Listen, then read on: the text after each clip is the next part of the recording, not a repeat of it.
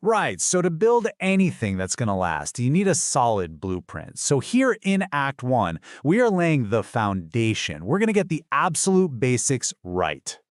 Okay, let's just break this down and make it simple. At its heart, a business is really just an organized way of creating value. It could be baking bread, writing software, offering a service. It's all about solving someone's problem for a price. That's it.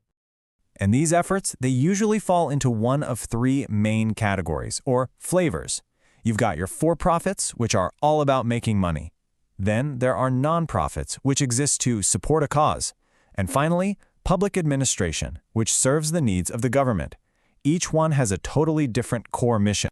So this is one of the first and biggest decisions you have to make. And honestly, it all comes down to one really critical question of risk. Where does the business end, and where do you begin? And this slide really shows you the two extremes. Over on the left, with a sole proprietorship, you are the business. So if the company gets sued, your personal stuff, your house, your car, it's all on the line. But on the right, a corporation, well, that creates a kind of legal shield. The business is its own person, legally speaking, which protects your personal finances. And as you can see, that one choice has this huge ripple effect on everything else. A sole proprietorship, super simple, but it's really hard to raise money. A corporation, on the other hand, is way more complex, but it's built to grow. It lets you bring in shareholders and potentially scale up into something massive like Apple. All right, so the blueprint is done. Now, let's get into the core functions that make the business actually work. This is the engine room. First up, we've got marketing. This is the voice of your business, and it's so much more than just running a few ads. It's the whole strategy for how you connect with your customers, and it's often guided by a really classic framework known as the 4 Ps. Think of these as the 4 big levers you get to pull. You need a product that actually solves a real need, at a price that people are willing to pay. Then you need to promote it through the right channels and make it available in the right place. I mean, if you get even one of these wrong, the whole thing can just fall apart. Okay, next up, finance. If marketing is the voice, finance is absolutely the lifeblood.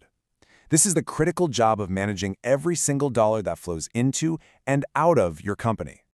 And here's the thing, you can't manage what you don't measure. That's where financial statements come in. You can think of them like the official report card for your company's financial health. Here's a simple way to think about them. The balance sheet, that's like a financial photograph, a snapshot in time. The income statement is more like a video. It shows your performance over a period. And the cash flow statement, that tells you if you have enough actual cash in the bank to pay the bills. Super important. And finally, in the engine room, we have operations. This is the muscle. This is the part of the business that physically takes that brilliant idea of yours and turns it into a real, tangible product or a delivered service.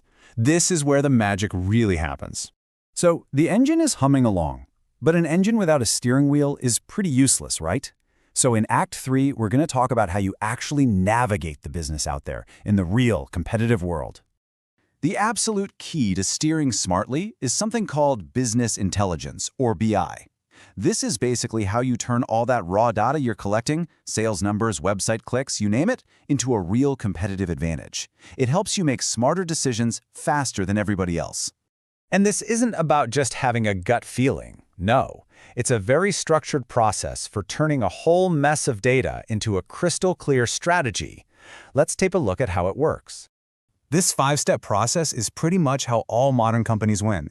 They collect data, they organize it so it's clean, they analyze it to find interesting insights, they create reports to see those insights clearly, and only then do they plan strategy. It's all about replacing I think with I know. And all of that data-driven knowledge from your BI process, it feeds directly into your business strategy. This is your master plan for winning. It defines not just what you're going to do, but how you're going to do it better than anyone else out there. You know, a really winning strategy isn't just some document that sits on a shelf. It's a living, breathing system. It makes sure your long-term vision lines up with your company culture, your management team, and that you have the resources, both people and money, to actually make it all happen.